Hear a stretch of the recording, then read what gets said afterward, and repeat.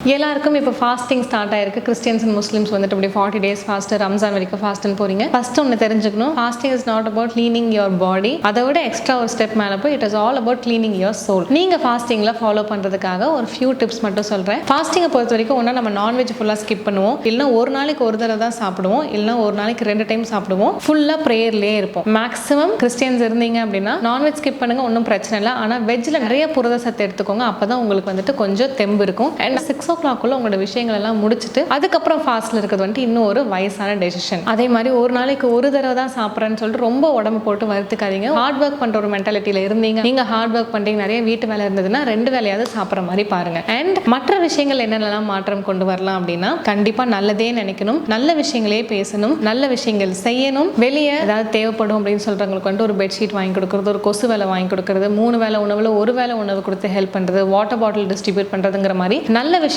நிறைய செய்யுங்க இந்த ஃபாஸ்டிங் டேஸ்ல. And spend quality time with your family. Phone எல்லாத்தையும் தூக்கி போட்டுருங்க, மனசை நல்லா சுத்தமா வச்சுக்கோங்க. இதுதான் நம்ம ஃபாஸ்டிங்ல பண்ண வேண்டிய விஷயங்கள். கெட்ட எண்ணங்கள் இருந்ததுன்னா அதெல்லாம் விட்டுட்டு, ஏதாவது மோசமான விஷயங்கள் நீங்க பண்ணிட்டு இருந்தீங்கன்னா அது எல்லாத்தையுமே ஒட்டுக்கா விட்டுட்டு ஒரு புது லைஃபை ஸ்டார்ட் பண்ற மாதிரி ஒரு ஜர்னியை ஸ்டார்ட் பண்ணுங்க. ஸோ ஹாப்பி ஃபாஸ்டிங் எல்லாருக்கும். முறையா ஃபாஸ்டிங் பண்ணுங்க.